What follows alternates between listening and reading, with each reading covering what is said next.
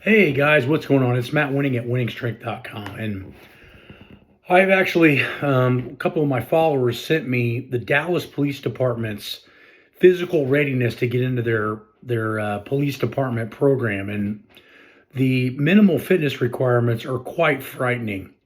Now, it's not surprising to me that we see such low fitness standards based on the fact that I have worked with these types of populations for nearly 20 years and watched the slow decline, even in my generation, of the fitness level required for people to do tactical jobs such as police and fire departments. And as easy as it is to blame Dallas police departments and other different entities across the entire United States, what we have to start realizing is it's a society problem. The first problem became that our fitness testing, if it was too rigorous, was deemed too difficult for minorities or different genders. This was actually probably a fairly even point, but not realizing that when you reduce the amount of strenuous activity needed to be in these particular jobs, who you're really hurting in both military, fire, and police is you're hurting the citizens. We've let a lot of people in the military in the last 20 years that probably were not fit enough to do the job. We've also let a lot of people in the fire department services, which I feel is a huge disservice to the community as far as when we do get real fires and we get overweight patients, which we'll get into in a second, is a very common idea or a very common occurrence on these particular job titles. We see a lot of times we got guys that can't even deadlift 225 and they're asking to go and lift patients above or at 300 pounds nearly on a daily basis. This creates a lot of injuries and a lot of problems. But where is the problem really? In my opinion, the problem becomes with society. But before we get into society thing, let's look at some of these things that I consider completely ridiculous. But to the average person in the normal society, these are probably decent numbers. The vertical jump was supposed to be above 6.5 inches. So can you jump over a basic curb on the street? Seems insane for people that are even in moderately decent shape. But these are actually the fitness protocols that are laid out in this Dallas thing to apply to be a policeman. The next thing is to be able to bench press 56% of your body weight. So you're telling me that if I'm a 200-pound man, that I should be able to bench press roughly 115 pounds? I've seen grown men fail at this weight, and I realize that for some people that it is a very difficult task. But in general, if you call yourself a natural human, male or female, or anything in between, I would imagine that 56% of your body weight in a bench press should be fairly obtainable up until close to 60 years old, or maybe even past that. The next thing we see is sit-ups at 14 reps, and you need to complete these 14 reps in 1 minute.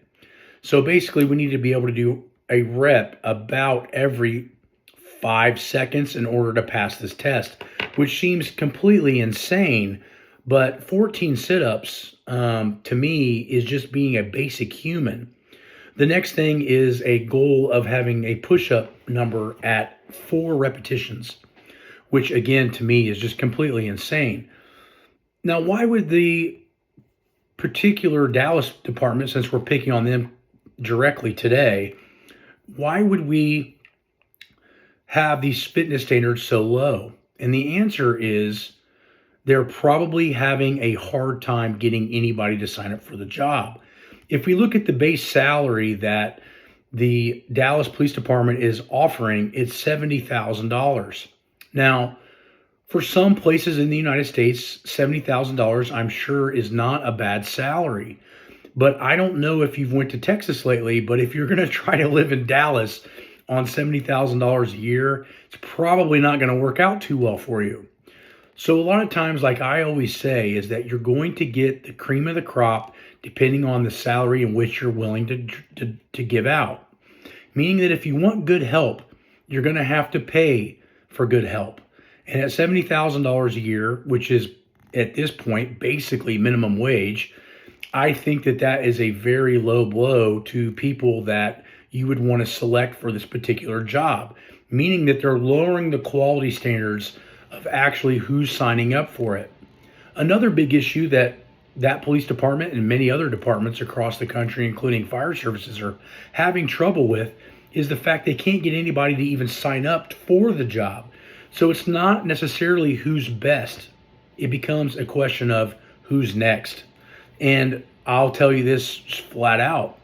We would get anywhere from 3 to 5 or 6 openings at a fire department, and it could take up to a few months, if not a half of a year, to fill those departments or positions in those departments because people just don't sign up for those kind of jobs anymore. I mean, let's face it. Let's look at Dallas PD, for example.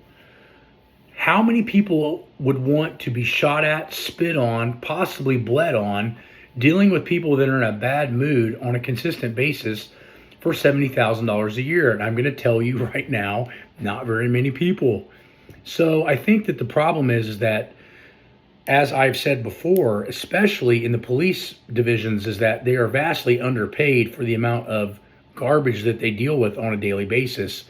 Most people, when they call the police departments, are not going to be dealing with people having the best day they've ever had before. It's going to be stabbings. It's going to be kidnappings. It's going to be, armed robbery. It's going to be a lot of crazy situations that people are going to get into in this job, and everybody has a phone, meaning that everybody's a street judge. Everybody knows what's going on. So the problem is that what I see with this physical fitness test is that I feel bad for Dallas because I'm sure they're having trouble getting people to sign up. But who I really feel bad for is society in of themselves. I feel bad that we have lowered our fitness standards to this point. Now, into fire department services, here's what we have to remember. 1 out of 3 adults is 30% or 30% of the population is overweight. Overweight is going to be heavily correlated with type 2 diabetes, high blood pressure, stroke, cancer, and all kinds of sleep issues, which affect all of those things. Point being is that the average person coming out for these jobs, both police, fire, and military, are just not the same people that there were 50 years ago. If we go back into the 70s and 80s in general, most people were getting at least anywhere from 30 minutes to an hour more physical labor in a day based on the fact of the job requirements or the job, layout, meaning that there weren't as many sit-down desk jobs 25, 30, 40 years ago as there are now. Some of the biggest things that we see is that from 1820, our caloric expenditure on a daily basis as far as an entire population has went down 10%. So 10% of our caloric burn has went down. And I can nearly guarantee you that in 1820, people weren't eating near the amount of calories that they're eating today. There weren't McDonald's or Burger Kings or some of these other high-calorie foods around on a given basis. What's interesting to find is are we having this obesity issue? Well, 1, pretty simple. We know we don't move as much. 2, we also know that there are a lot of high-caloric foods readily available. And I wouldn't say now, but in the past has been fairly cheap in order to obtain. The next big thing that we see is that we have had a drastic reduction in body temperature over the last 20, 30 years. So most people have said, we're 98.6 degrees Fahrenheit. Well, in some of the new research we're showing we're actually around 97.5 degrees Fahrenheit, meaning that our burn rate in caloric expenditure just in heat is a lot lower than it was 25, 30 years ago. What I find interesting is that because of our workforce and because of our lack of gym classes and because of our, job requirements, our average adult step count today is only between 3,000 and 4,000 steps. Now, I know that a lot of us have heard that we need to get about 10,000 steps in a day. My guesstimate is that the average population that gets 10,000 plus steps in a day is probably around 20%, maybe less. But the literature suggests that we should get 7,000 to 10,000 steps in a day to be what we consider generally healthy, reducing all of these problems we talk about with cancer and these things.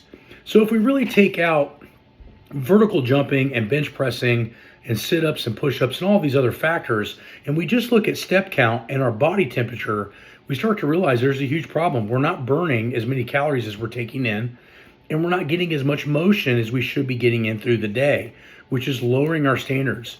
So if we look at military, fire, and police, we are actually trying to conform to general society versus stepping back and looking and saying, you know what?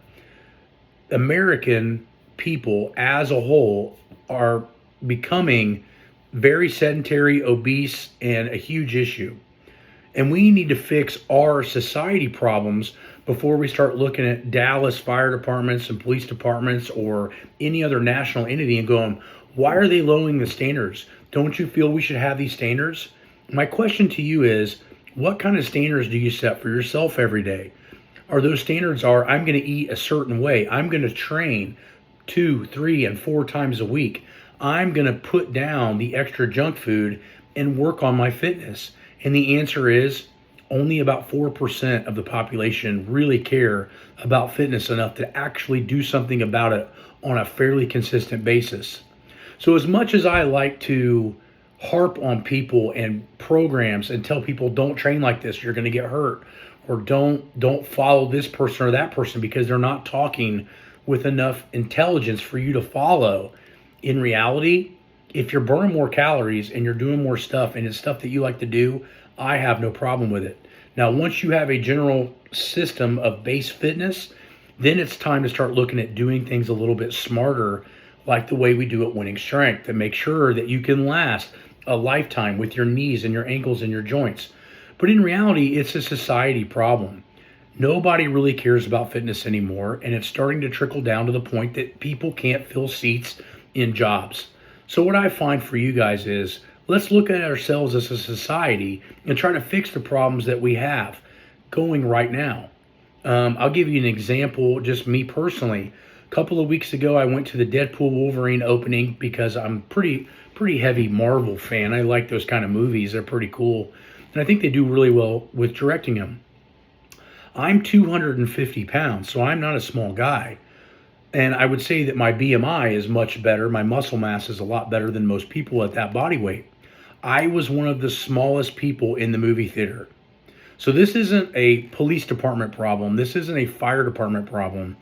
This is American society and global society problem that we need to get corrected quickly. And as you can see, with medical costs rising and becoming nearly unaffordable, it's time that we put this shit back into our own hands and we start getting healthier. Now, the hard part is that there are so many voices out there on how to get fit and how to do it smarter. And a lot of the people that are out in the field doing it correctly are frustrated because the average population doesn't know enough to call somebody out and or avoid their products, and then they get burnt a couple of times, and then everybody's an asshole. Well, we try to do the best we can at Winning Strength with who we have. We try to make sure that you guys are getting the best information and the most current information, or the information that was lost in the past and now brought back to light. So I hope that we can help you some way in your fitness goals, and we can make traditional tactical of application type properties like 6.5-inch vertical jumps and 56% body weight bench presses and 14 sit-ups a complete and easy task in order for you to achieve whatever those goals may be. Talk to you guys soon, and please visit winningstrength.com.